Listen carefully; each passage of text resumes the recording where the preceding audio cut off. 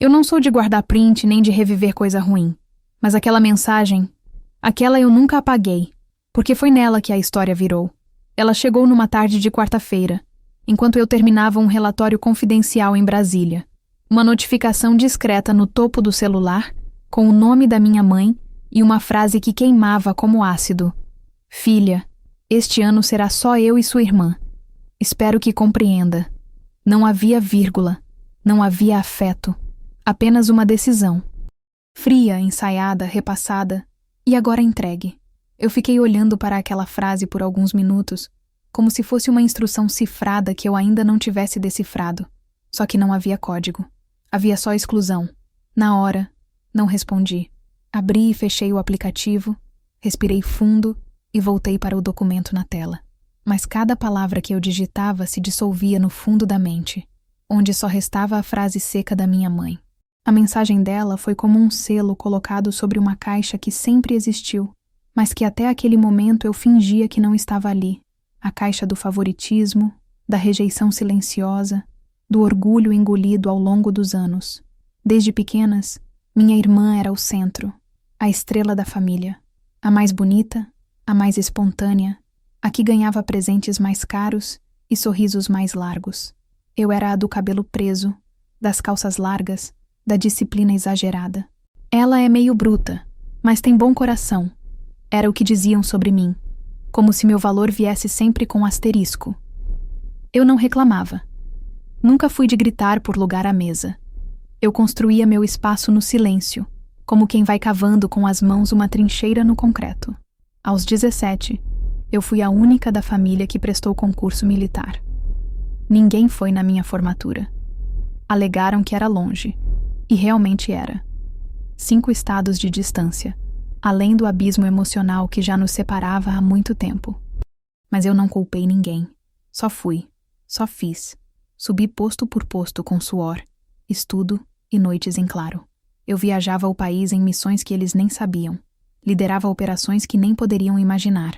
Enquanto minha irmã fazia festas de aniversário com banda e balões, eu escrevia pareceres de alto sigilo em bases costeiras.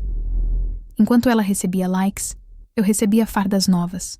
E ainda assim, em todo o almoço de família, a pergunta era sempre a mesma. E sua irmã, como está? Mas ali, naquela quarta-feira, não era apenas mais uma indiferença. Era uma decisão declarada. Um corte consciente. A mensagem dizia que a festa de fim de ano seria apenas com minha irmã. E o silêncio dizia mais. Que eu não fazia mais parte da moldura da família, nem como quadro esquecido na parede. Eu digitei, aproveitem, e enviei. Só isso. Nem ponto final. Porque eu já tinha entendido tudo. O mais irônico era o que vinha depois da mensagem.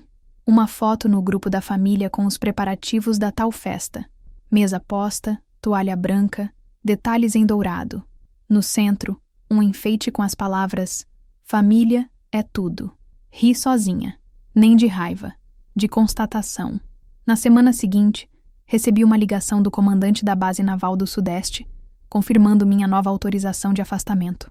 Eu estava saindo oficialmente do cargo que ocupei por 5 anos e me preparando para assumir outro, mais discreto, mais técnico, mais estratégico. Minha última missão havia terminado com honra, sem manchetes, sem medalhas, mas com gratidão e respeito. E, acima de tudo, com um depósito poupudo e confidencial, diretamente vinculado a um bônus de operações. Foi assim que finalizei a compra do imóvel em Alphaville, uma mansão com 712 metros quadrados, piscina, escritório envidraçado e varanda com vista para o vale. Comprei sem alarde, sem visita presencial, sem precisar sequer fazer barulho. A imobiliária me perguntou, quer colocar em nome de empresa Almirante?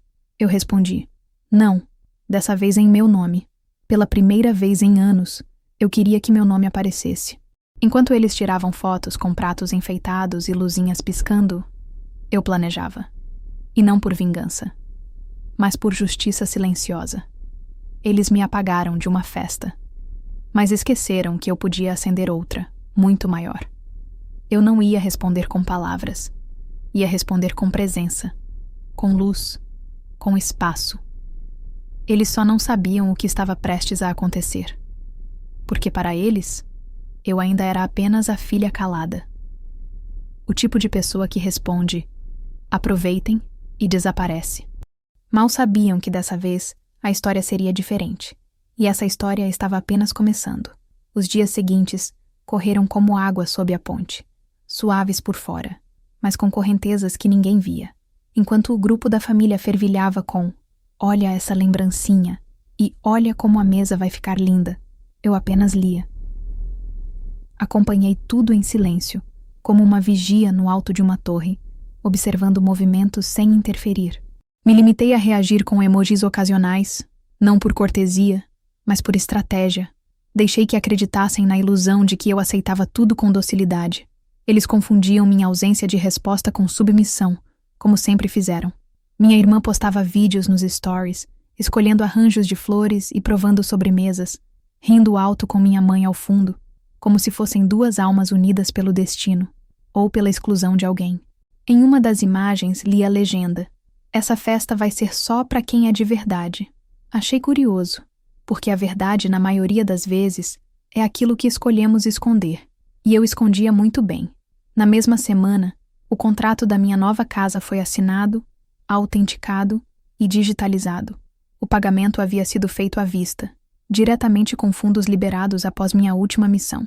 A chave foi entregue por um oficial da corretora dentro de uma caixa de madeira escura, com um laço preto discreto e uma frase gravada em dourado: "Para a dona do seu próprio território."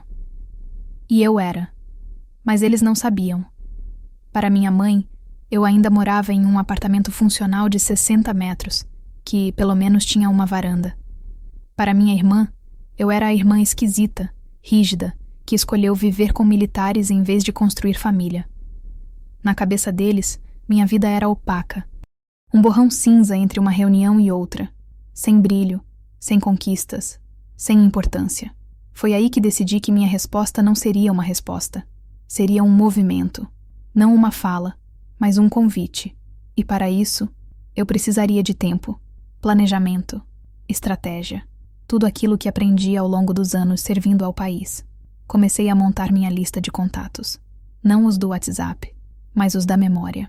Os tios que sempre me respeitaram, mas que nunca me chamavam por medo de ferir o favoritismo da minha mãe.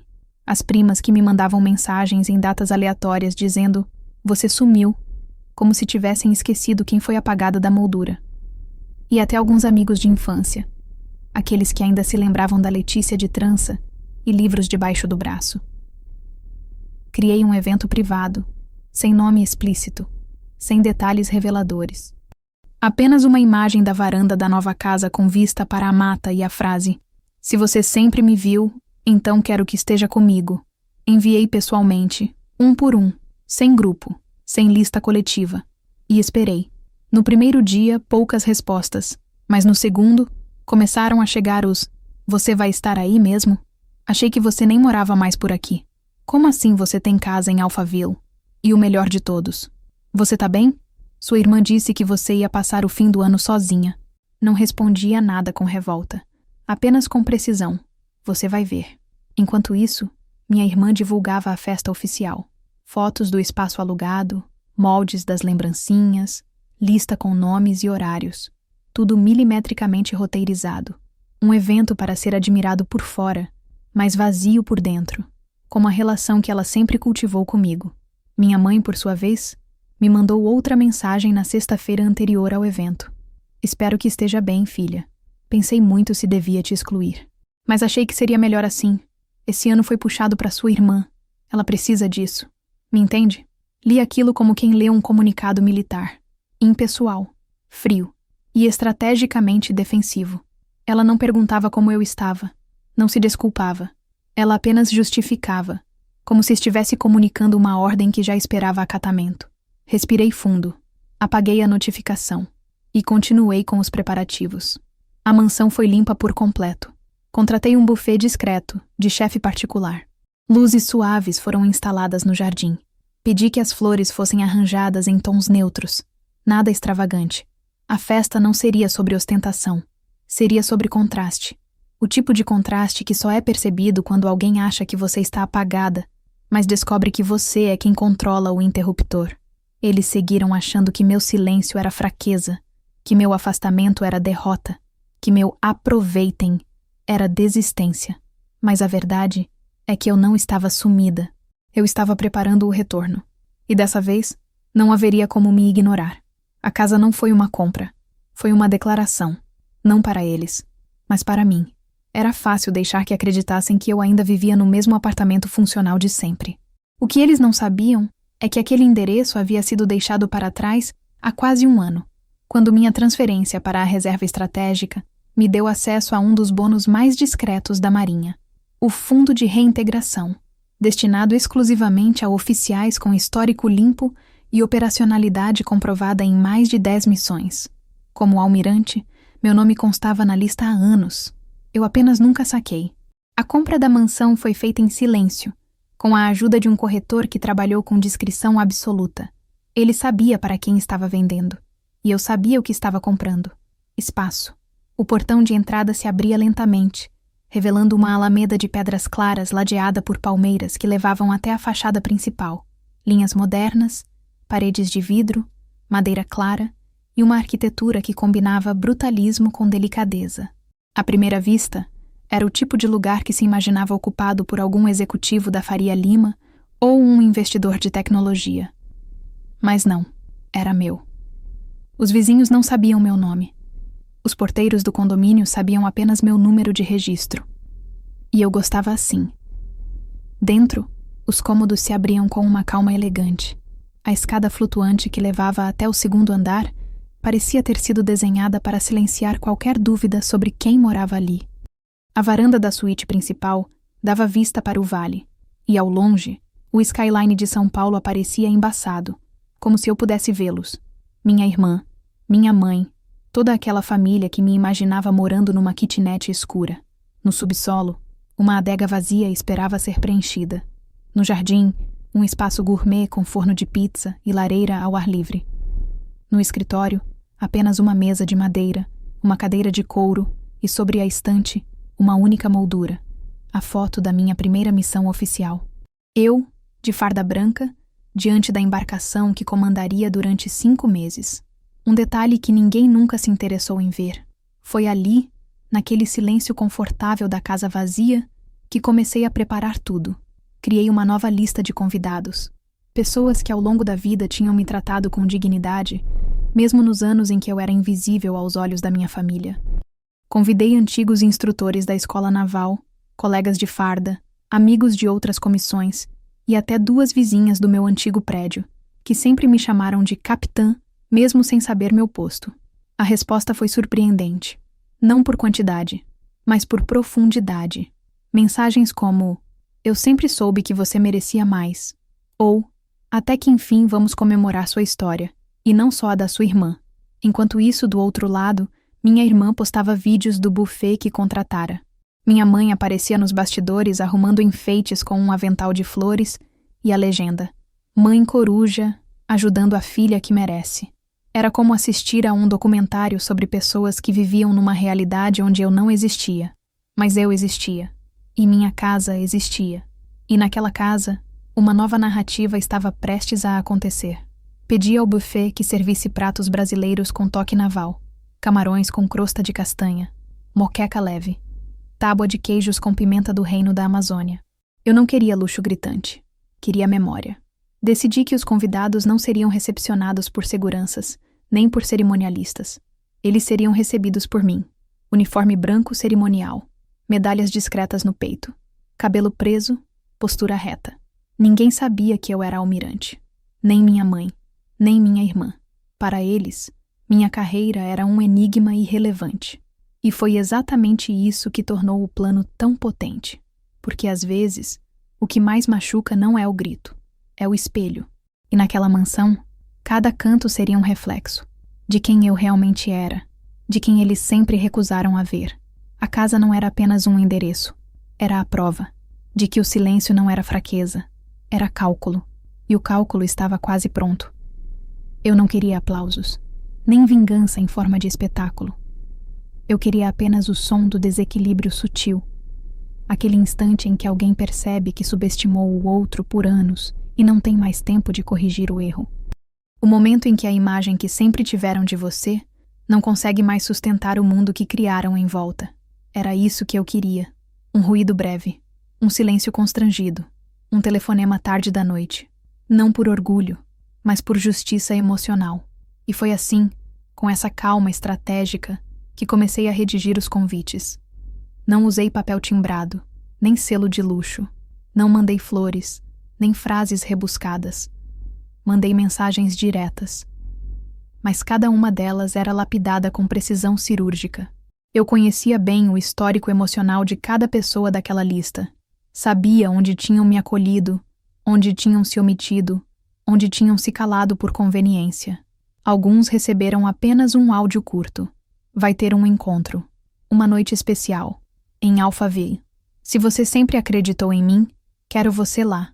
Outros receberam imagem, apenas uma foto da mansão de fundo com a seguinte frase: este ano, decidi celebrar diferente. E havia ainda os que me conheciam apenas como a irmã da Fernanda. E para esses, eu mandei um convite mais objetivo, mas nem por isso menos simbólico. Se algum dia você me viu além do uniforme, quero que me veja agora. Não houve chantagem emocional. Não houve explicações. Eu não queria que ninguém escolhesse entre mim e minha irmã. Eu queria que escolhessem com base em memória, em afeto real. E, acima de tudo, em consciência. Em quem esteve, em quem ouviu, em quem me considerou ser humano mesmo nos dias em que eu aparecia apenas em comentários de rodapé, ou quando minha presença era tratada como concessão. Mandei todos os convites com 10 dias de antecedência. Um tempo suficiente para pensarem, mas não o bastante para espalharem rumores. E então esperei. Os primeiros retornos foram tímidos. Uma prima respondeu: poxa, não sabia que você ainda morava por aqui? Claro que vou. Outro tio disse: você sabe que a Fernanda pode ficar chateada, né? E eu respondi com um simples: não estou pedindo segredo, estou oferecendo verdade. Aos poucos, as confirmações foram pingando como gotas numa torneira que parecia seca. Um antigo colega da escola naval respondeu depois de anos: estaremos lá, você merece. Uma ex-professora da infância que minha mãe sempre disse que me achava esquisita demais, respondeu com um coração. E então, no quarto dia, as confirmações começaram a vir em bloco, como se uma corrente silenciosa tivesse se formado. O mais interessante era que muitos dos convidados já estavam previamente escalados para a festa da minha irmã, mas ainda assim, diziam sim a mim. Não por rompimento, mas por reconhecimento. Não quero perder isso. Acho que você nunca teve um momento só seu. Essa frase veio de uma colega distante que nunca tinha se posicionado antes. Ela tinha razão. Eu nunca tive. Minha vida era feita de bastidores, de conquistas não contadas, de jantares em silêncio enquanto as outras riam alto, de brindes sem nome, de sacrifícios que viravam rodapé de conversa. Agora, sem pedir permissão, eu ocupava o centro da narrativa, sem precisar derrubar ninguém, só existindo. E isso, para quem sempre me negou o lugar à mesa, era imperdoável. A notícia da minha festa começou a se espalhar, não como escândalo, mas como sussurro. Um grupo de WhatsApp da família recebeu a informação de uma tia. Vocês viram que a Letícia vai fazer algo em Alphaville? Ninguém respondeu por horas. Depois, minha irmã mandou um áudio. Ela tá querendo aparecer, coisa de quem quer atenção. Minha mãe mandou um emoji de revirar os olhos. Eu ouvi aquilo tudo sem me abalar, porque não era mais sobre elas. Era sobre mim. Pela primeira vez, era sobre mim. Em paralelo, a equipe da casa terminava os ajustes. As luzes do jardim foram testadas. A piscina foi tratada com cloro transparente e um leve toque de lavanda. O buffet organizava as taças por ordem de entrada, e cada mesa tinha uma pequena placa com frases do mar. Escolhi uma para a entrada principal. Águas silenciosas carregam as frotas mais poderosas. Nenhum convidado entendeu de cara, mas todos comentaram a beleza. Mandei uma última mensagem para o grupo dos confirmados. O portão abrirá às 18 horas. Quem chegar depois disso, entrará sem anúncio. Porque a hora certa de ver quem somos é agora. Era um lembrete para mim também, de que não havia mais espaço para pedido de desculpas, que essa noite não era uma revanche, Era um batismo. O nome Letícia, que por tanto tempo foi apenas um rodapé em listas de presença, uma sombra ao lado de uma irmã barulhenta, agora estava gravado na fachada de uma casa que ninguém sabia existir. E, naquele silêncio que eles interpretavam como fraqueza, eu preparei o maior movimento da minha vida. Sem gritar, sem confrontar, sem pedir explicações. Convidei. Quem quisesse ver, veria. Quem ainda achasse que eu era a irmã apagada, teria a chance de se deparar com a luz, mas que não esperassem resposta, porque o convite era a resposta. E as portas dessa vez se abririam apenas uma vez. A manhã começou como qualquer outra. O sol ainda hesitava sobre Alphaville, tingindo as janelas com um dourado pálido e recuado, como se até a luz quisesse assistir ao que estava prestes a acontecer. Lá fora, o silêncio do condomínio ainda era cortado apenas pelo som dos jardineiros ajustando os últimos detalhes da grama recém-cortada, como se estivessem preparando um palco que nem sabiam que estava montado. Dentro da casa, tudo já estava no lugar desde a noite anterior. Eu havia feito questão de supervisionar pessoalmente cada arranjo, cada trilha sonora selecionada, cada garrafa posicionada no ponto certo da mesa de entrada. As flores não eram as mais caras, mas eram as certas. Orquídeas brancas com folhagens limpas, elegantes, imóveis, como eu, como sempre fui. Às 10 da manhã, sentei-me no escritório da casa. Abri o laptop apenas para ver, não para responder. As redes sociais já estavam agitadas. Minha irmã postava vídeos nos bastidores da festa que ela mesma havia montado. Falava de listas, de decoração, de expectativas. Aparentemente tudo estava tomando forma. Ela postou uma foto de um arranjo de mesa com a legenda: "Família unida é tudo." E a primeira curtida foi da minha mãe. Eu sorri, não com sarcasmo, mas com a paz de quem não precisava mais tentar caber naquele molde apertado que me foi empurrado desde a infância. Meu nome não era mencionado.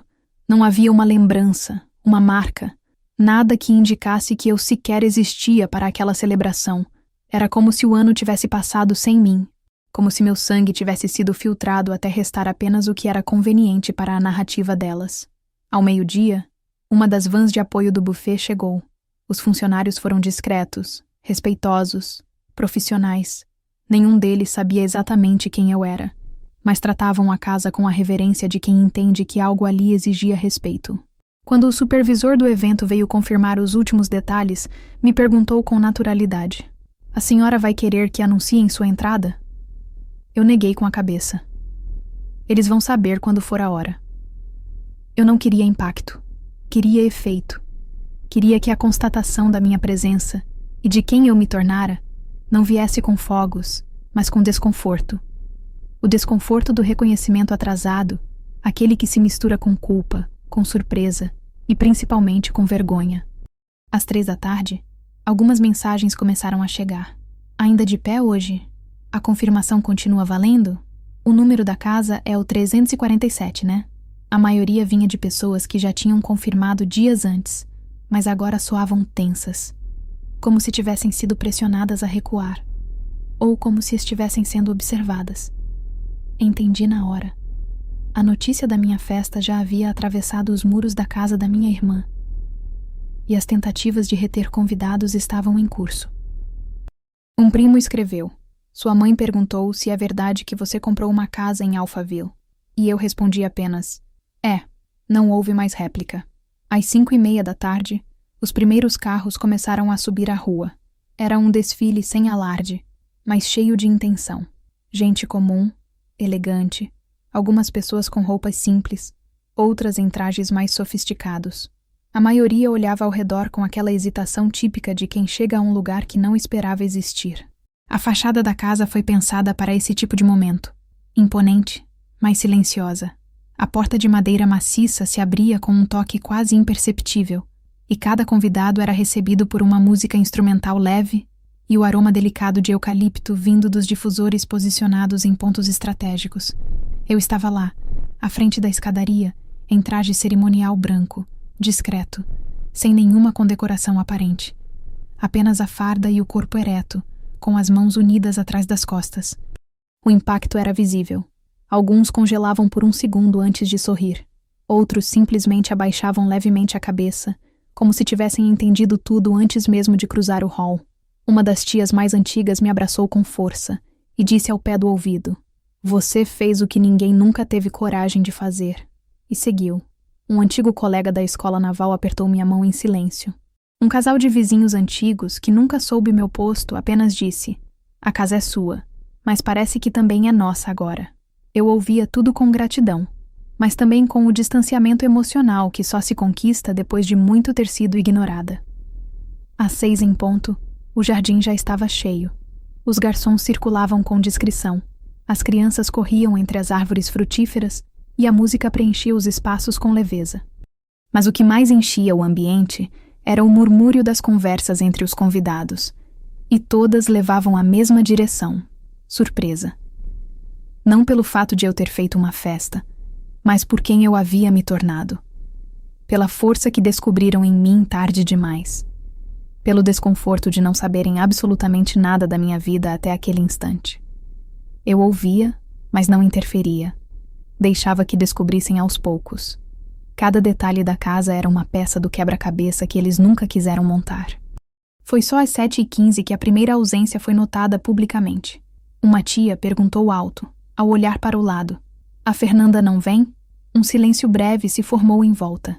Alguém respondeu: "Ela tá fazendo outra festa hoje." E outra voz completou: "Quase ninguém foi." O comentário caiu como uma brisa gélida no ar quente da noite.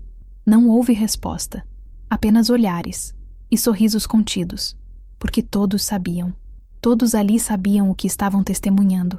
Não era uma disputa, era um acerto.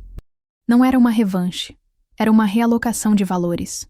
Durante tantos anos, minha irmã organizou festas nas quais eu era tolerada.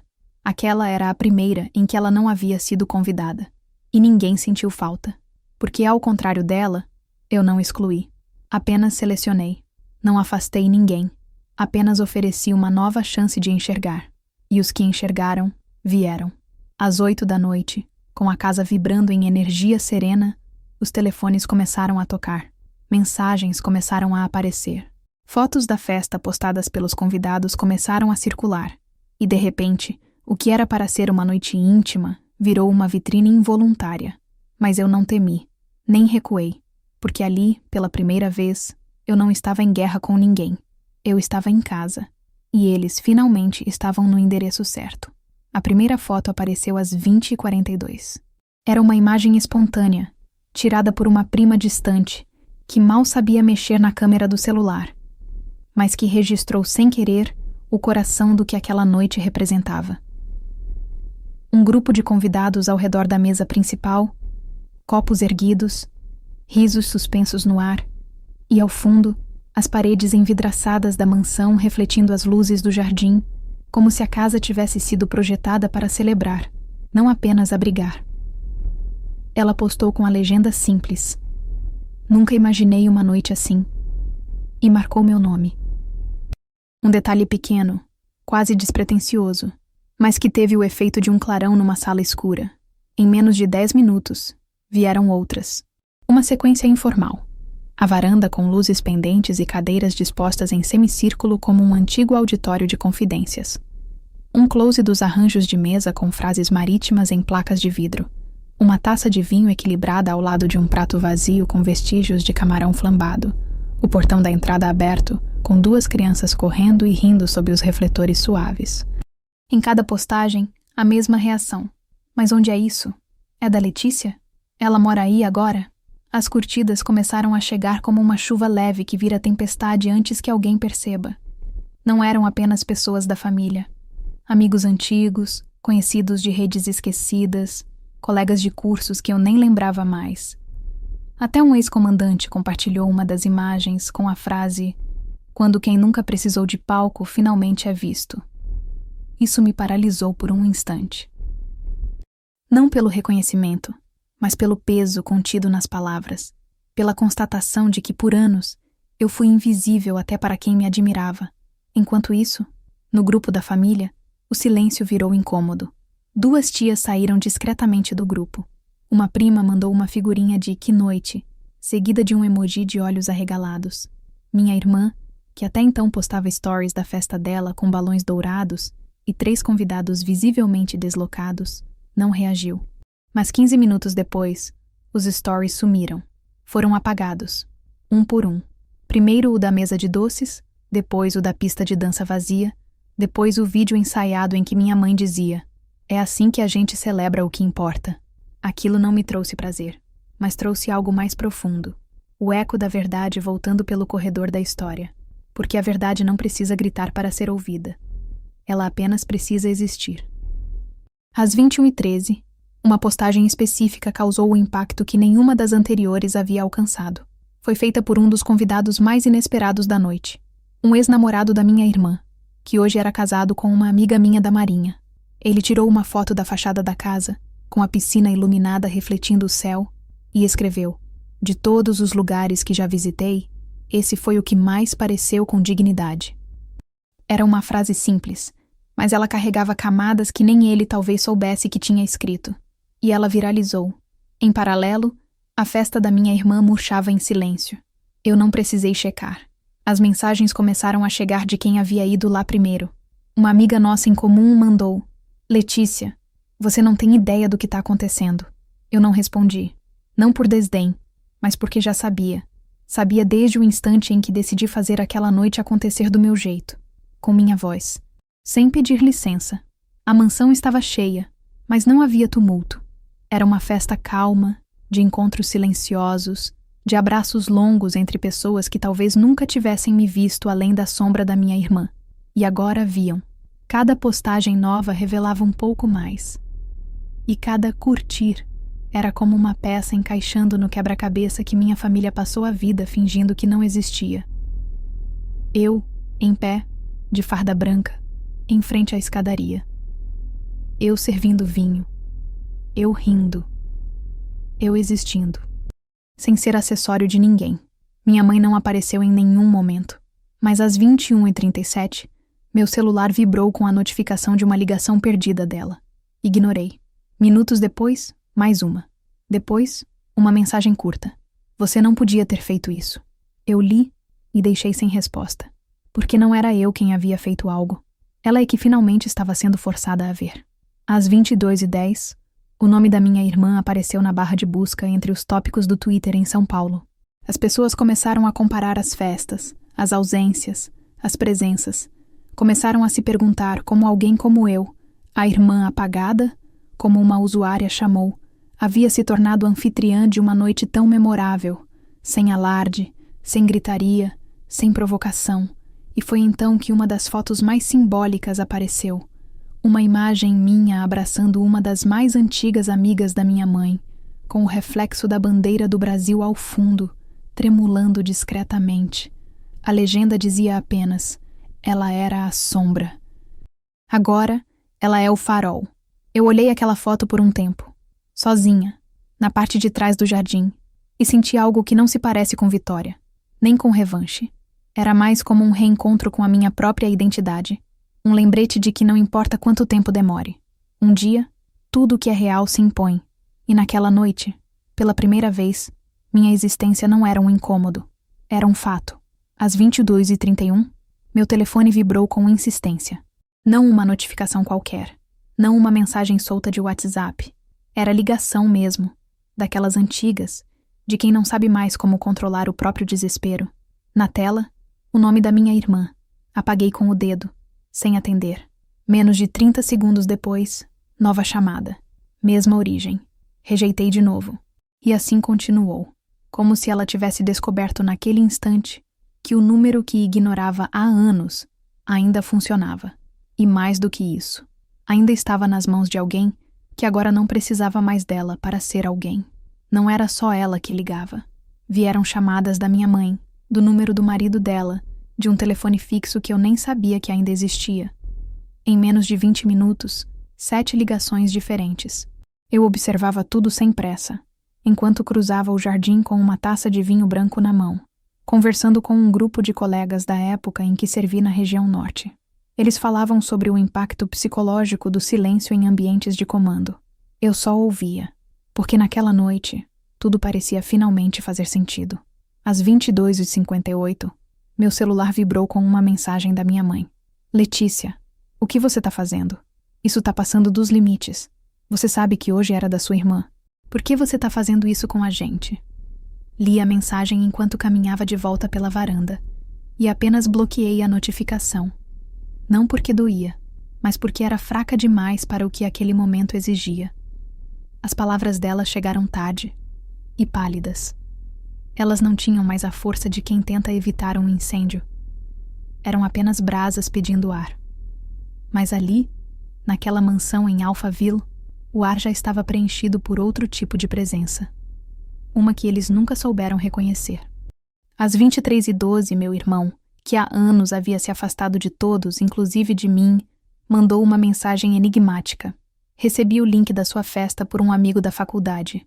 Preciso dizer, nunca imaginei. Eu respondi apenas, eu também não imaginava que você ainda se lembrava de mim. Ele mandou um emoji de vergonha e escreveu, me dá o endereço. Se ainda der tempo, eu li, mas não respondi. Não por vingança, mas porque, ao contrário dos outros, ele havia desaparecido sem ferir. E às vezes, o silêncio entre dois fantasmas deve ser mantido, não por rancor, mas por respeito ao que já não se reconstrói. Às 23h29, meu telefone tocou mais uma vez. Era o número da minha irmã novamente. Agora, seguido de uma mensagem de voz. Ouvi, contra minha intuição. Ela estava com a voz embargada. Letícia, eu não sei o que está acontecendo. Você fez isso de propósito? Você sabia que hoje era minha festa. Por que você fez isso? Por que justo hoje? Mãe tá arrasada. Tá todo mundo perguntando. Ninguém foi. Você conseguiu, parabéns. Agora, atende, por favor. Atende. Eu respirei fundo. A taça já quase vazia na mão. Sentei em uma das espreguiçadeiras da beira da piscina e olhei para o céu. Nenhuma estrela visível. Só um breu suave, encoberto pelas luzes da cidade e pela distância da verdade que agora os alcançava. Não era sobre justo hoje. Nunca tinha sido. Eles é que nunca se deram conta de que todos os meus dias haviam sido escolhidos por eles. O dia que me ignoraram na formatura da escola naval. O dia que esqueceram meu aniversário por estarem ocupados organizando o chá de bebê da minha irmã. O dia que mandaram uma cesta básica no Natal, como se eu fosse uma missão de caridade. Todos esses dias foram deles. E agora, pela primeira vez, um dia era meu. E só meu. À meia-noite em ponto, a festa chegou ao seu auge. Não em volume, mas em símbolo. Uma das convidadas, uma almirante reformada que eu respeitava profundamente, me chamou discretamente até a varanda de trás. Entregou-me um presente pequeno, embrulhado em papel naval, com um bilhete curto, para quando o silêncio terminar de contar sua história. Abri depois, já sozinha. Era uma bússola de bronze. Pesada, precisa, com meu nome gravado no verso.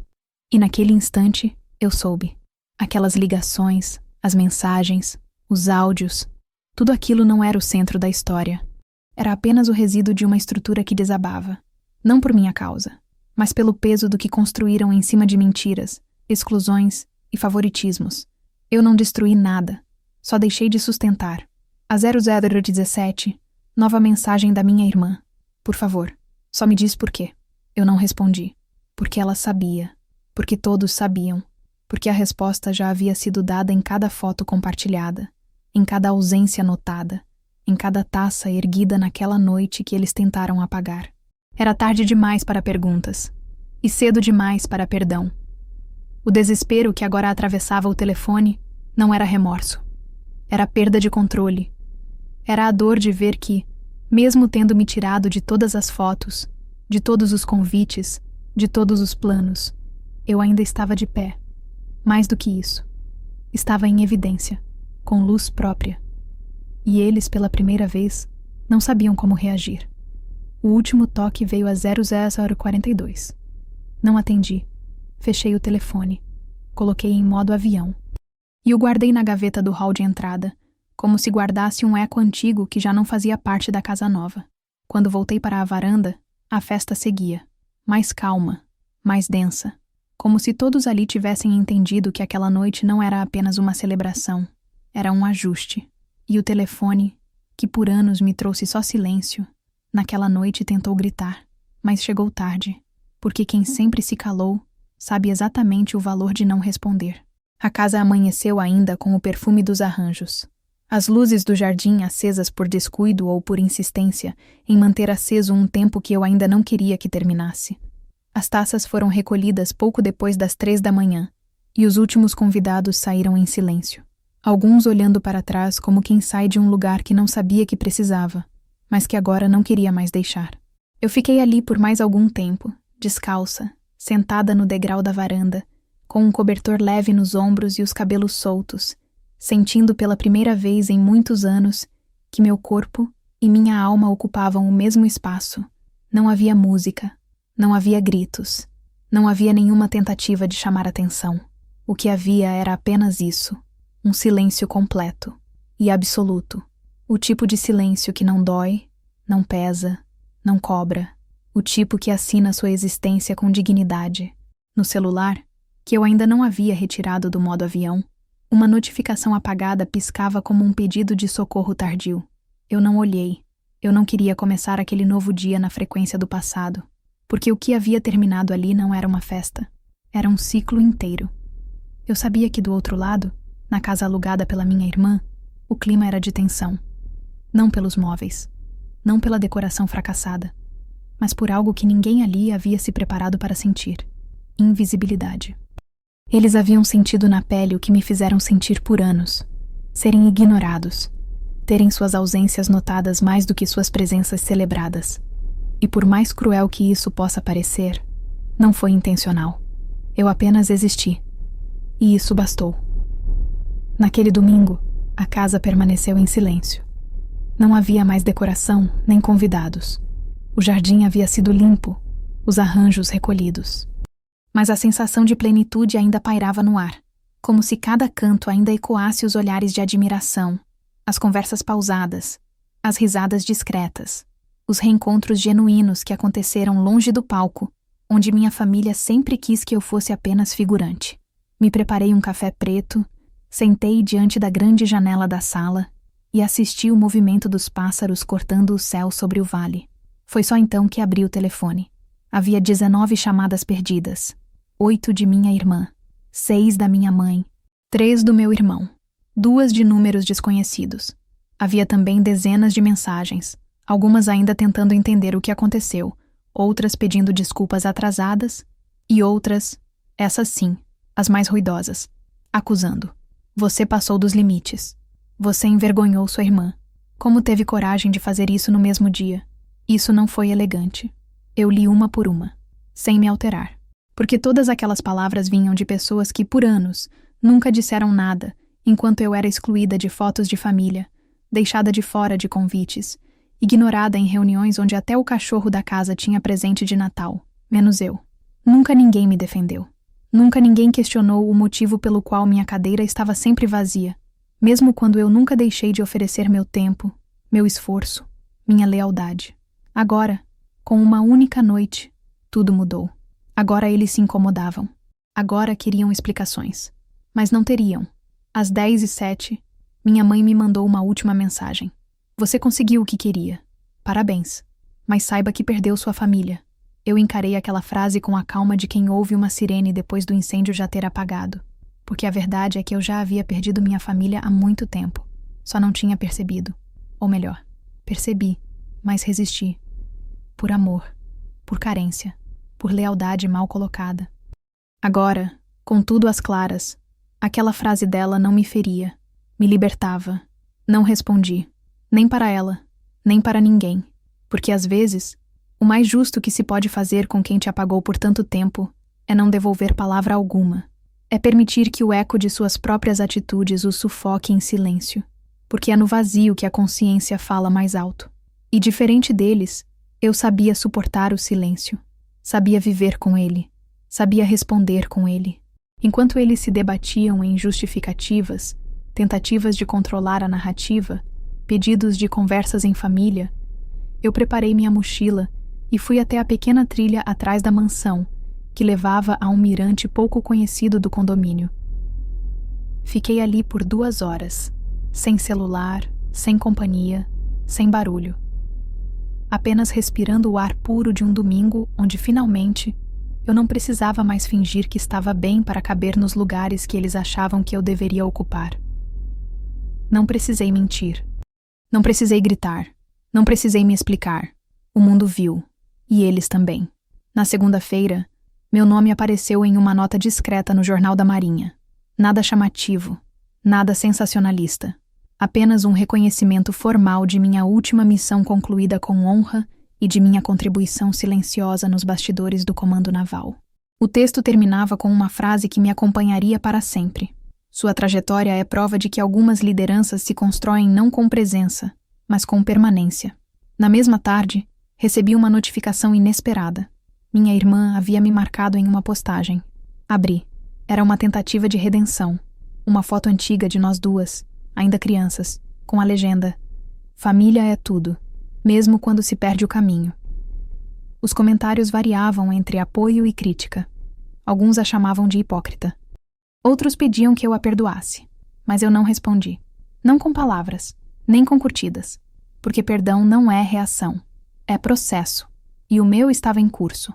À noite, sentei na mesma poltrona da véspera. Vinho na mão, pés descalços, cabeça tranquila, o telefone ao lado, finalmente em silêncio. Ninguém mais ligava, ninguém mais cobrava, ninguém mais gritava, porque todos entenderam. A ausência da minha resposta era a resposta, e ali, sem nenhum som, eu soube, venci. Na manhã seguinte, a luz entrou pela janela com um tipo de delicadeza que eu nunca tinha notado antes. Era como se o sol pedisse licença para existir naquele espaço onde, finalmente, o mundo externo não rugia mais exigências, nem tentava me moldar em formas que nunca me pertenceram. Levantei devagar, sem pressa, sem obrigações.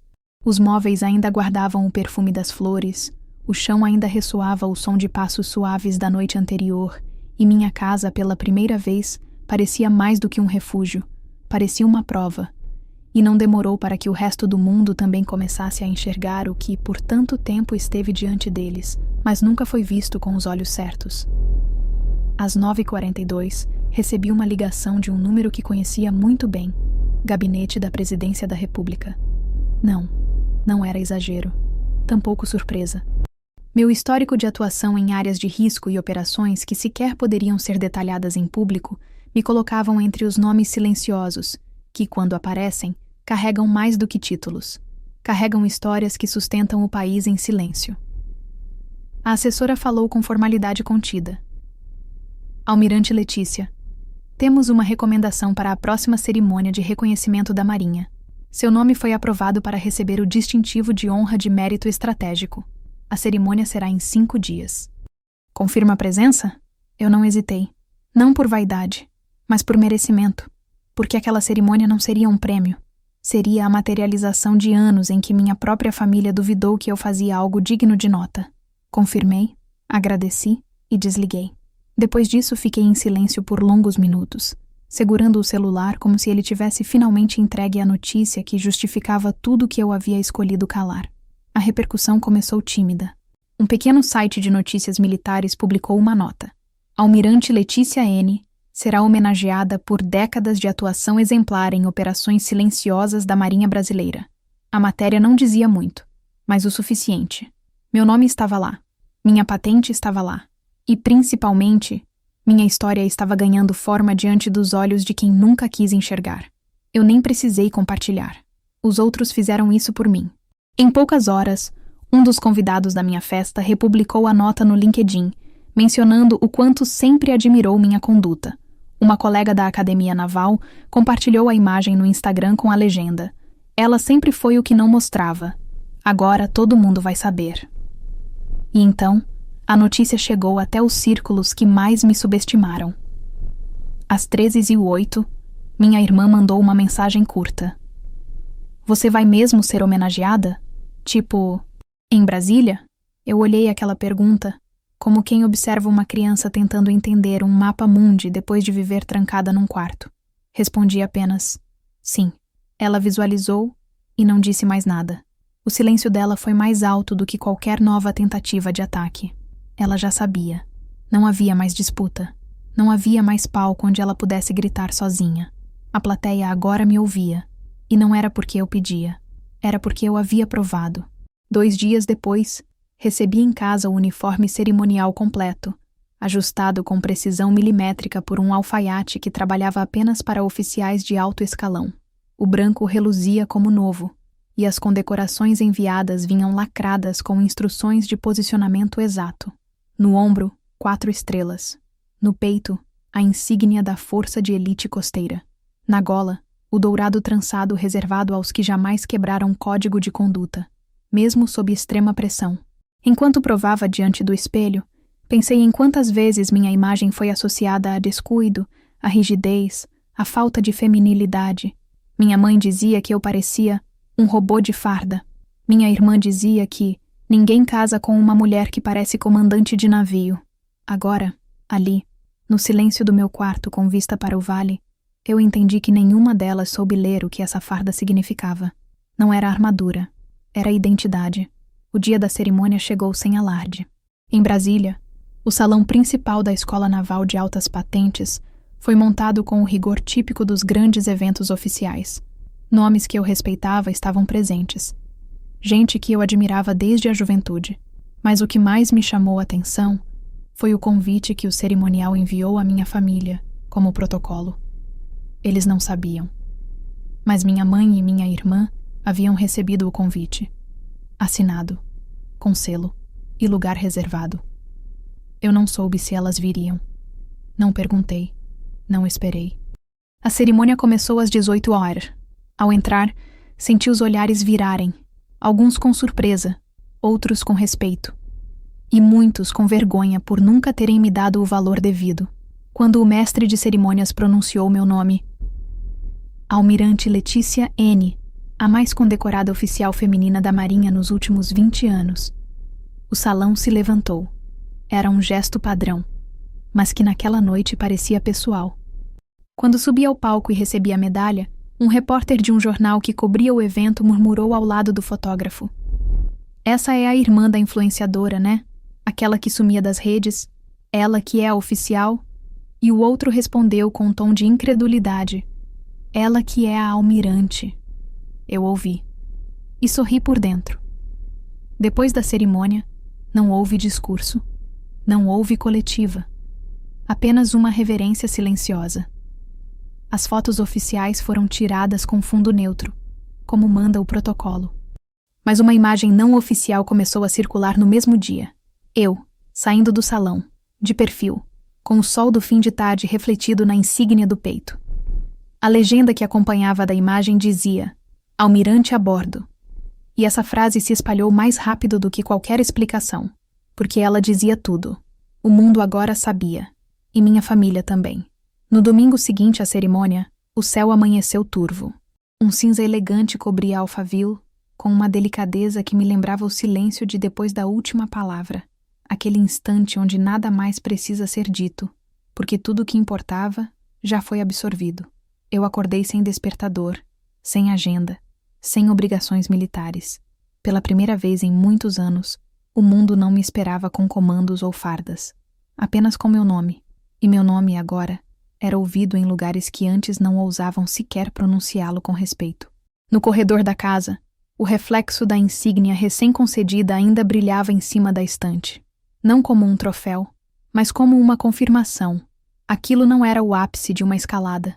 Era o começo de uma nova página. A primeira que eu escrevia com total controle sobre como seria lida. As imagens da cerimônia ainda circulavam. Algumas em sites militares, outras em grupos fechados de oficiais. Mas uma delas, específica, havia ganhado força nas redes sociais.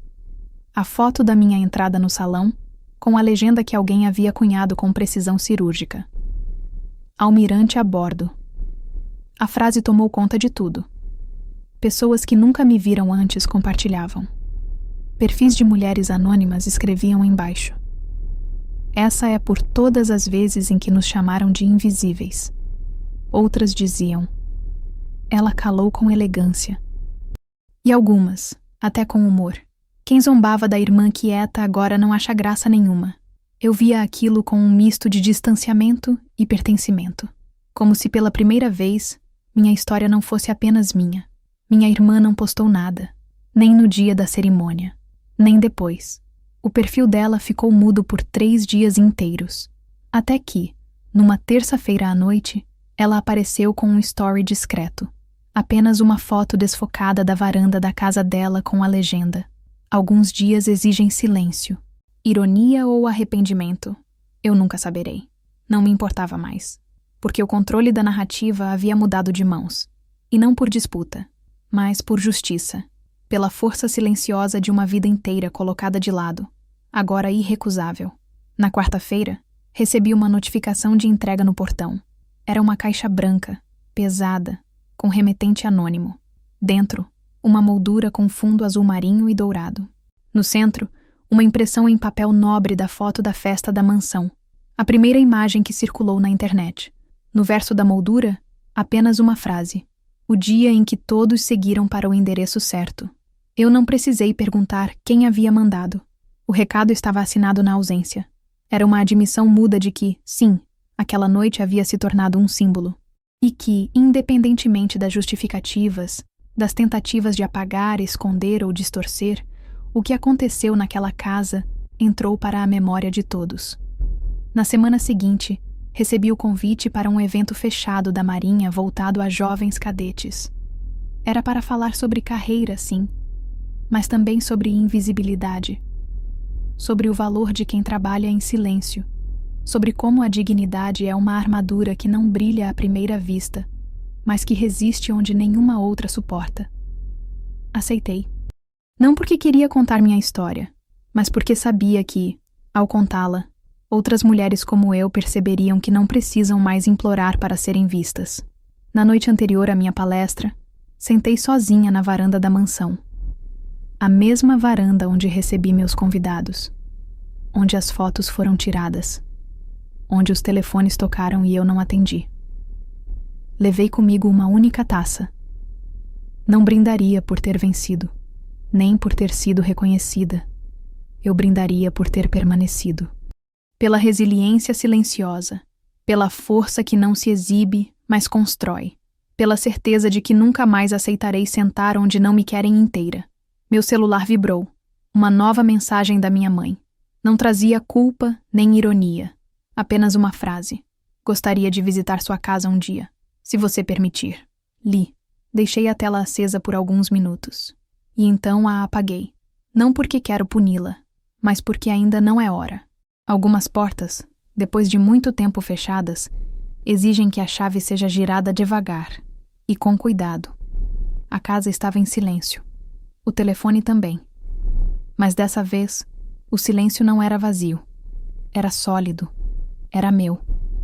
Era o que restou depois que tudo o que precisava ser dito foi recusado por anos. E, enfim, foi compreendido em uma única noite. Eles me perderam não quando me desrespeitaram, mas quando, ao perceberem minha luz, tentaram apagá-la com urgência. E descobriram que já era tarde. A festa acabou, mas o que ela representou não. Ela virou símbolo de resistência, de identidade, de pertencimento tardio e, principalmente, de que às vezes basta abrir a porta certa e olhar nos olhos das pessoas que sempre te diminuíram para, com um sorriso calmo, mostrar que elas nunca tiveram o controle de nada. Afinal, o controle sempre esteve nas mãos de quem soube esperar, em silêncio, com postura e com a paciência de quem sabe que, no fim, tudo que é justo se revela. E quando se revela, não há mais como esconder.